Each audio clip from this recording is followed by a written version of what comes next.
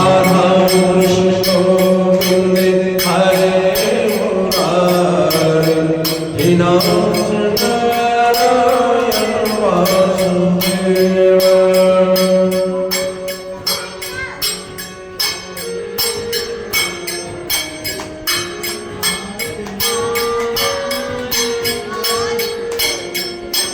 हे नाथ नारायण वासुदेव हे नाथ नारायण वासुदेव।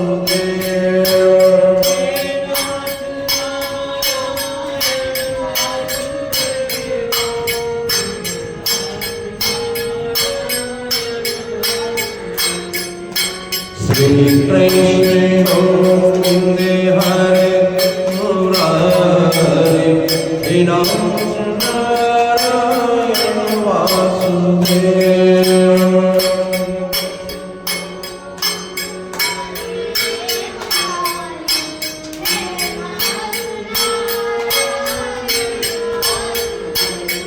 श्री राधा कृष्ण गोविंद हरे मुरारी हे नाथ नारायण वासुदेव।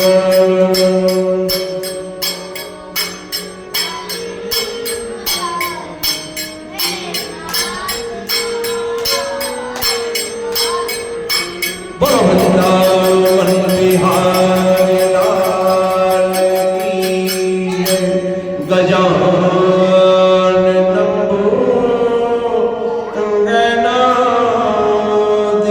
गणाधिसेवितं कपीथ जम्बूफल चारुभक्षणं उमासुतं विनाशकारकं नमामि विघ्नेश्वर पादपद्मं नमामि विघ्नेश्वर पादपङ्कजं। बोलो श्री गणेश जी महाराज की जय। श्री वृंदावन बिहारी लाल की जय। श्री सत्यनारायण स्वामी की जय। एक समय नैमिषारण्य तीर्थ पर सोनकादि 88,000 ऋषि मुनियों ने श्री सूत जी महाराज से पूछा, हे प्रभु, इस कलयुग में वेद विद्या रहित मनुष्यों को प्रभु भक्ति कैसे मिलेगी, कैसे इन संसारिक लोगों का उद्धार होगा। इसलिए हे मुनिश्रेष्ठ, कोई ऐसा तप, कोई ऐसा व्रत, कोई ऐसा पुण्य कर्म बतलाए जिसके करने से व्यक्ति को मनवांछित फल मिले। ऐसी कथा सुनने की हमारी इच्छा है। श्री सर्व शास्त्र ज्ञाता श्री सूत जी महाराज बोले, हे वैष्णवों में पूज्य, आप सबने संसार के प्राणियों के हित के लिए बहुत अच्छी बात पूछी है। आज मैं उस श्रेष्ठ व्रत को आप लोगों से कहूंगा जिस व्रत को महर्षि नारद जी ने लक्ष्मी नारायण भगवान से पूछा था। और लक्ष्मीपति विष्णु भगवान ने महर्षि नारद जी से जो कहा सो तुम ध्यान से सुनो। एक समय महर्षि नारद जी दूसरों के हित की इच्छा से अनेक लोगों का वर्णन करते हुए यहाँ मृत्यु लोक में आ पहुंचे। यहाँ अनेक योनियों में जन्मे हुए प्राय सभी मनुष्यों को अपने अपने कर्मों के द्वारा नाना प्रकार से दुखित और पीड़ित देखकर महर्षि नारद जी ने सोचा कि किस यत्न करने से निश्चय ही इन प्राणियों के दुखों का नाश हो सकेगा। और ऐसा मन में विचार करके महर्षि नारद जी विष्णु लोक गत्वा विष्णु लोक में गए। भगवान विष्णु श्वेत वर्ण चतुर्भुजी देवों के ईश, जिनके हाथ में शंख चक्र गदा पद्म है तथा वरमाला पहने हुए हैं, ऐसे नारायण को देखकर महर्षि नारद जी उनकी स्तुति करने लगे। महर्षि नारद जी बोले स्तुति करते हुए, हे भगवान आप अत्यंत शक्ति से संपन्न हैं, मन तथा वाणी भी आपको नहीं पा सकती, आपका आदि मध्य अंत कोई नहीं जान सका।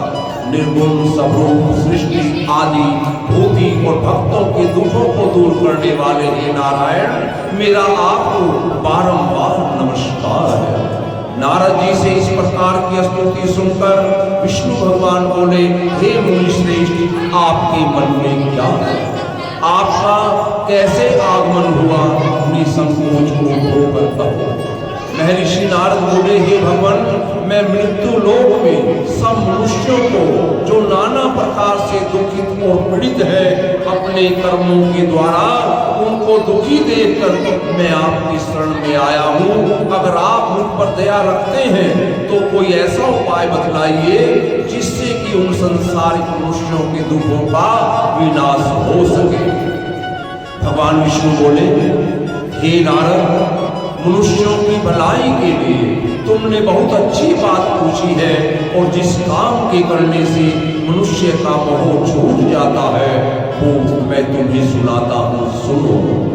बहुत पुण्य देने वाला स्वर्ग मृत्यु लोक दोनों में अति दुर्लभ एक उत्तम व्रत है।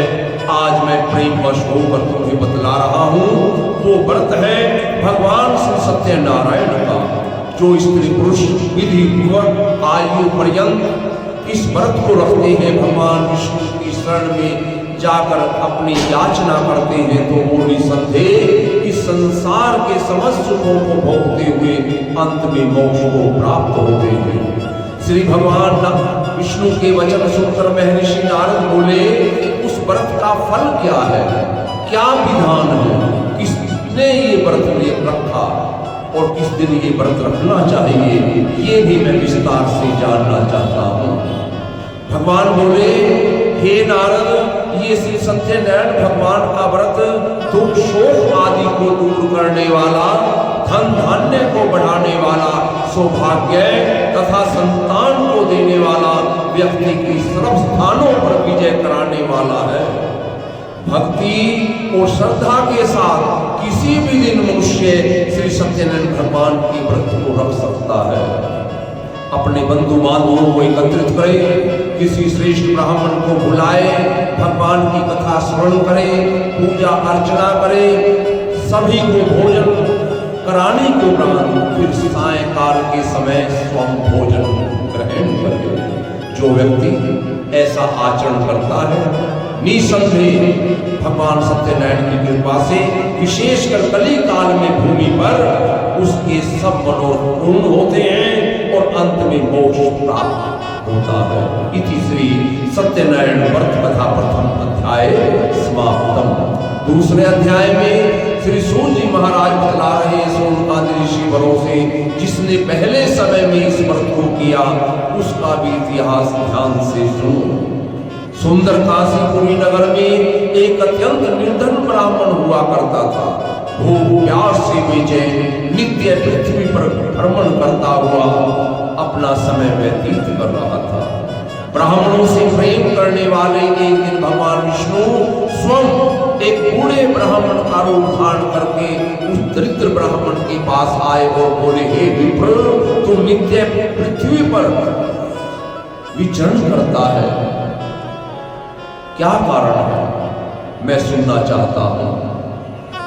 उस दरिद्र ब्राह्मण ने कहा कि मैं अति निर्धन हूं, भिक्षा के लिए सारा दिन पृथ्वी पर विचरण करता हूं, तब जाकर मुझे पेट भर ही भिक्षा की प्राप्ति होती है।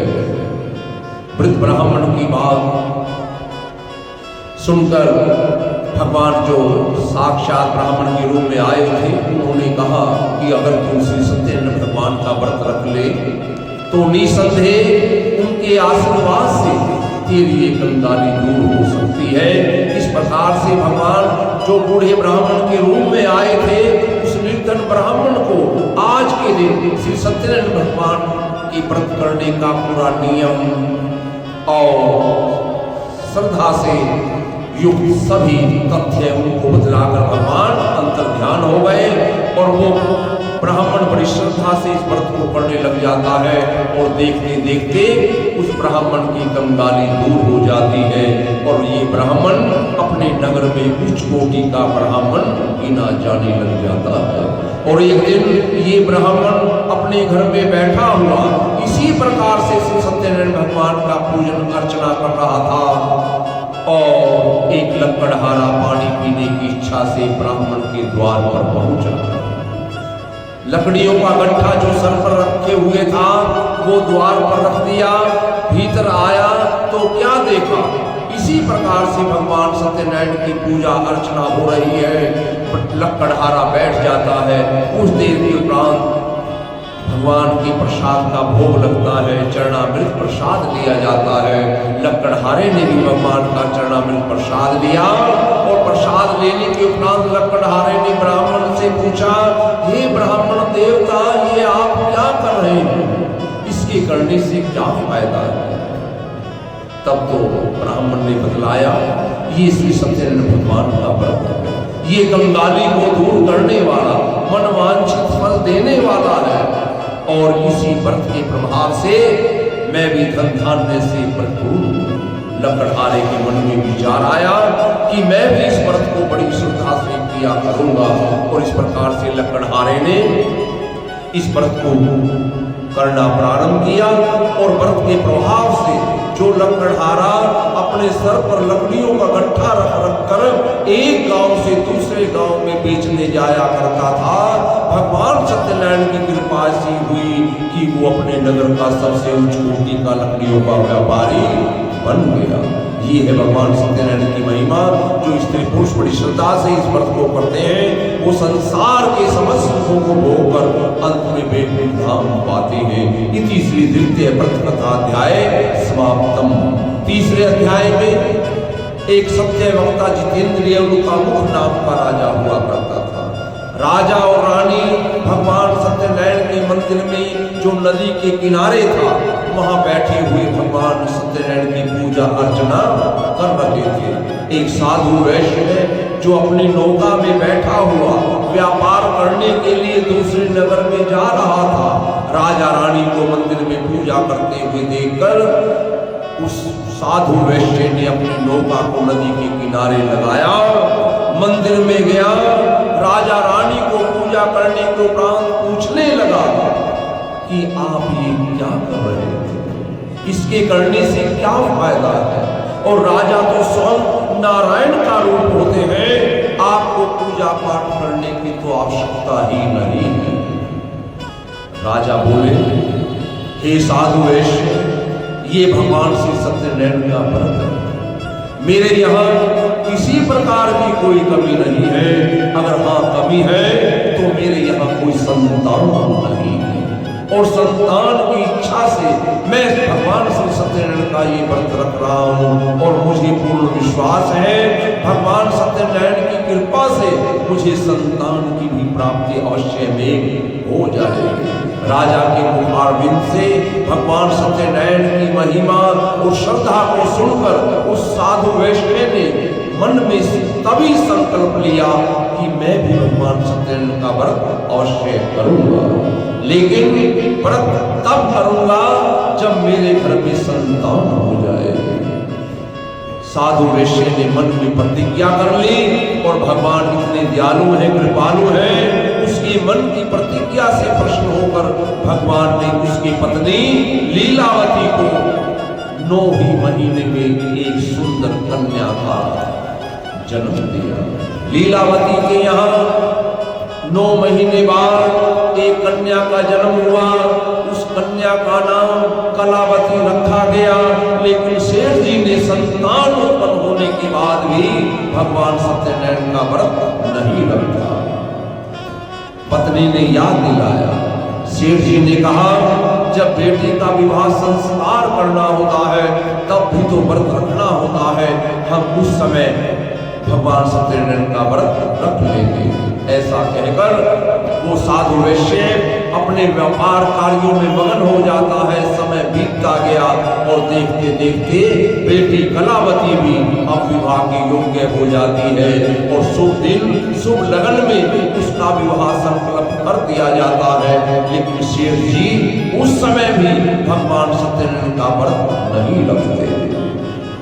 व्रत न रखने के प्रभाव से भगवान सत्यनारायण उस साधु वैश्य से रुष्ट हो गए और विवाह के उपरांत जमाई और ससुर जी दोनों रत्नापुर नगर में अपना व्यापार कार्य प्रारंभ कर देते हैं।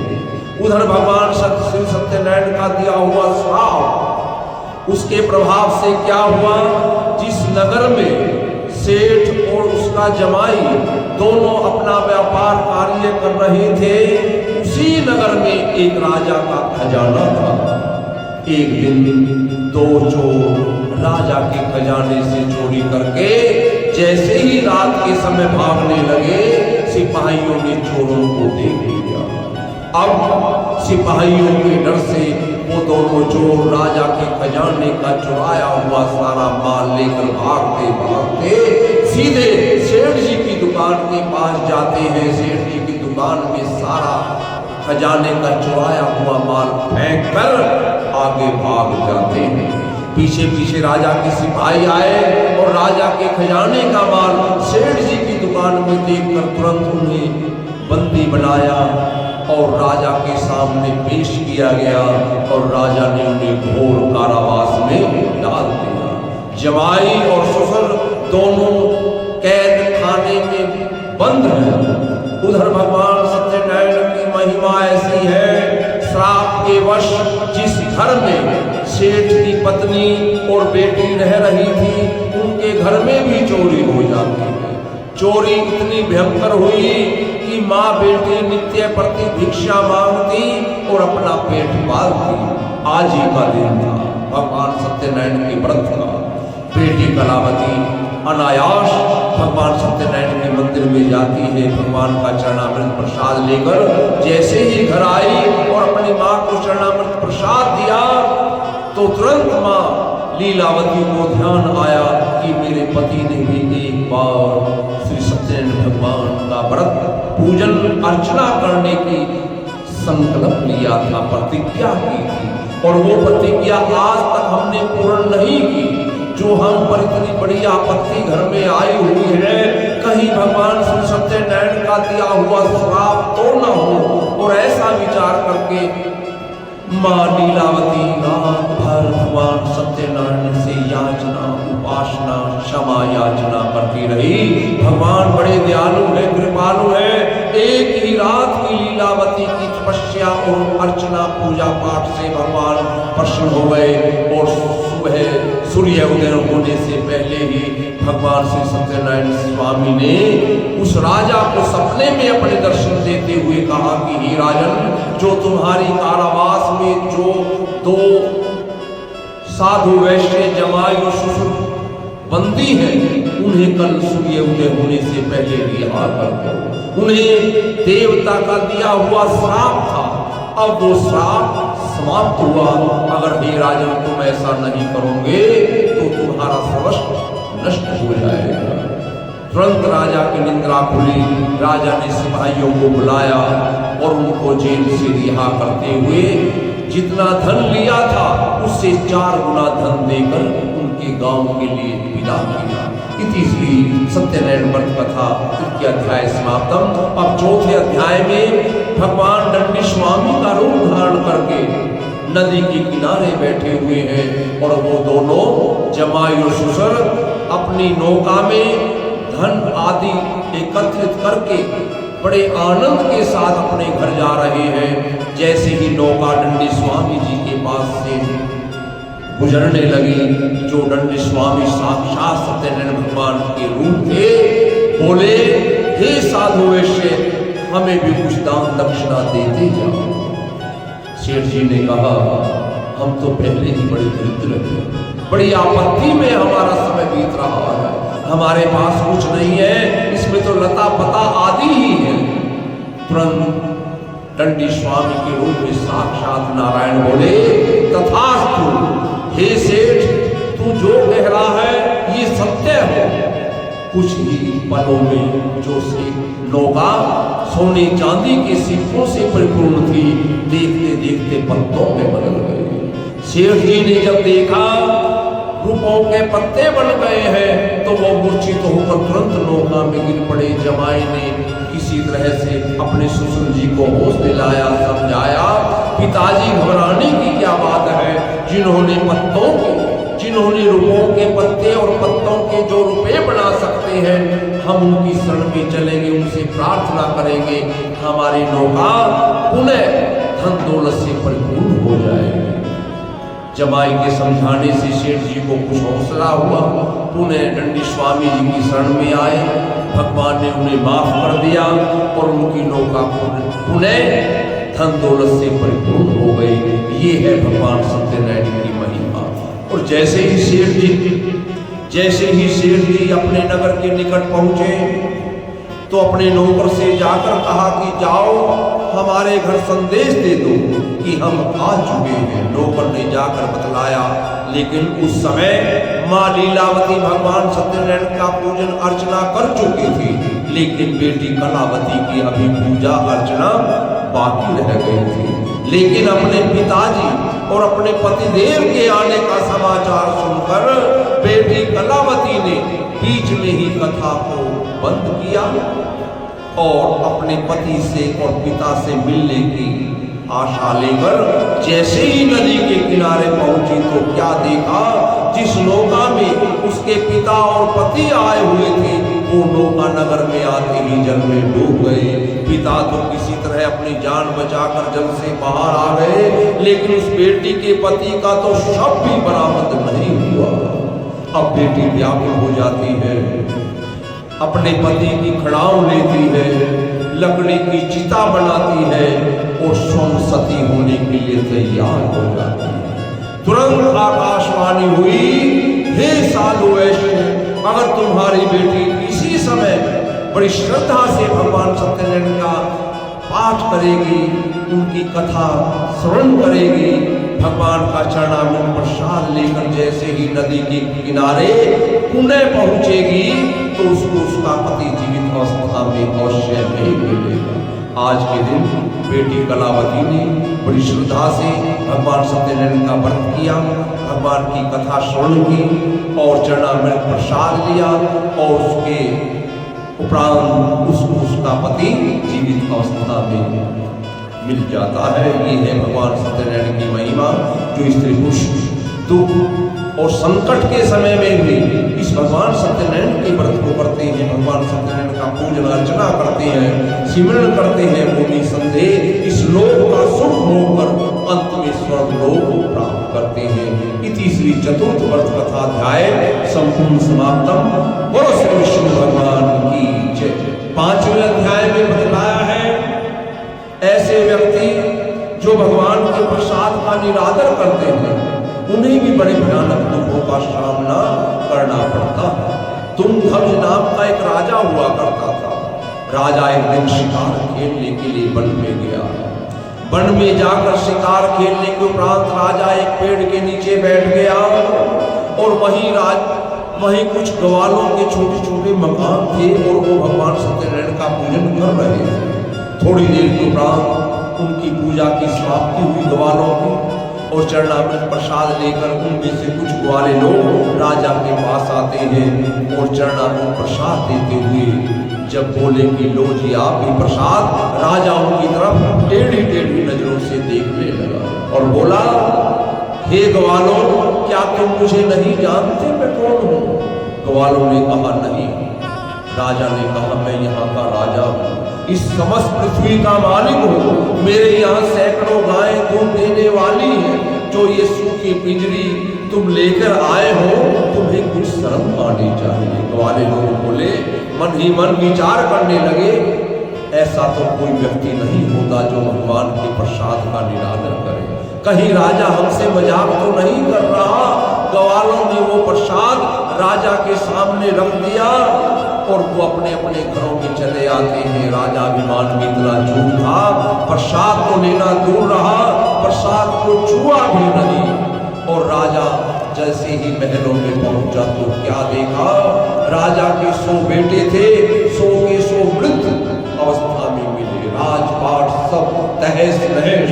राजा चिंतित हुआ, विचार करने लगा और विचार करके याद आया कि आज हमसे एक ही अपराध हुआ है, वो भगवान के प्रसाद का निरादर। तुरंत राजा घोड़े पर सवार होकर वन में जाता है और ग्वालों के संग बैठकर भगवान श्री सत्यनारायण की पूजन और अर्चना करके चरणामृत प्रसाद लेकर जैसे ही महल में आया तो क्या देखा, उसका राजपाट बेटे पोते सब जो के त्यों हो गए। ये है भगवान सत्यनारायण की महिमा। जो मनुष्य इस परम दुर्लभ व्रत को करेगा, भगवान की कृपा से उसे धन धान्य की प्राप्ति होगी, निर्धन को धन, बंदी को बंधन से मुक्ति और निर्भता, संतानहीनों को संतान की प्राप्ति, सब मनोरथों को पूर्ण करने वाला और अंत में वैकुंठ धाम देने वाला है। जिन्होंने पहले इस व्रत को किया उनके दूसरे जन्म की कथा सुनो। वृद्धतानंद ब्राह्मण ने सुदामा का जन्म लेकर मोक्ष पाया, उनका मुख नाम का राजा दशरथ होकर वैकुंठ धाम गया और साधु नाम की वैश्य ने गौरव बनकर अपने पुत्र को आरे से चीर कर मोक्ष पाया। और महाराजा तुंगध्वज ने स्वयंभू होकर भगवान में भक्ति युक्त कर्म करके मोक्ष पद की प्राप्ति की। इस कलयुग में व्यक्ति के लिए सबसे सरल उत्तम यही उपाय है भगवान श्री सत्यनारायण के व्रत। इति श्री सत्यनारायण व्रत कथा अध्याय संपूर्ण समाप्तम। बोलो श्री विष्णु भगवान की जय।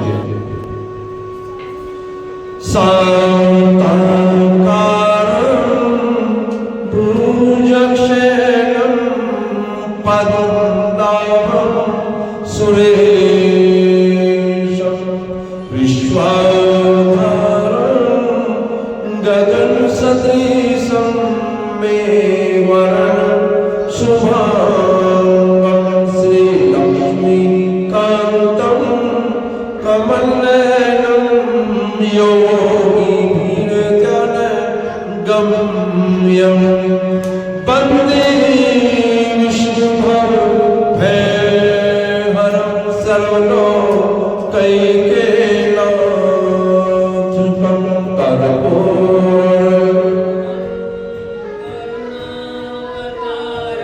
संसार सारं भुजगेन्द्रहारं सदा वसन्तं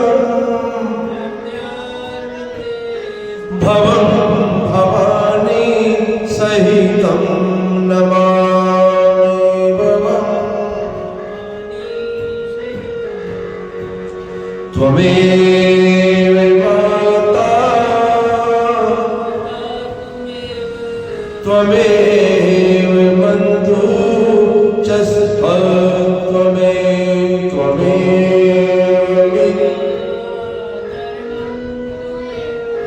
त्वमेव सर्वं वन्दे।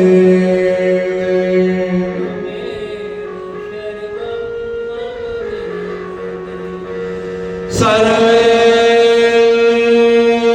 भवन्तु सुखिनः, सर्वे सन्तु निरामयाः, सर्वे भद्राणि पश्यन्तु मा कश्चित् दुःखभाग् भवेत्। धर्म की जय हो, धर्म का प्राणियों में विश्व का गौ हत्या सनातन धर्म की जय। श्री सत्यनारायण स्वामी की जय। हे भाई सचिया देवचिया जोता वाले माता तेरी सराय जय। श्रीमद् भागवत महापुराण की जय। श्री सुखदेव जी महाराज की जय। बोलो वीर बजरंगी हर हर हर महादेव शंभो। श्री शंकर भगवान की जय। जय जय श्री राम जय। जय जय श्री राधे श्याम जय जय श्री राधे श्याम ओम त्र्यंबकं यजामहे सुगंधिं पुष्टिवर्धनम्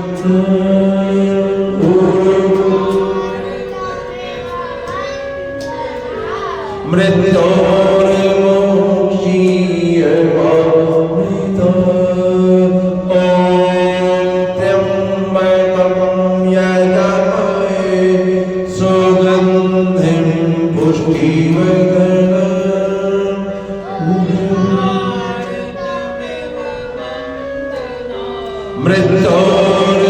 मृत्योर्मोक्षीय मामृतात् ॐ यजामहे सुगंधिं पुष्टिवर्धनम्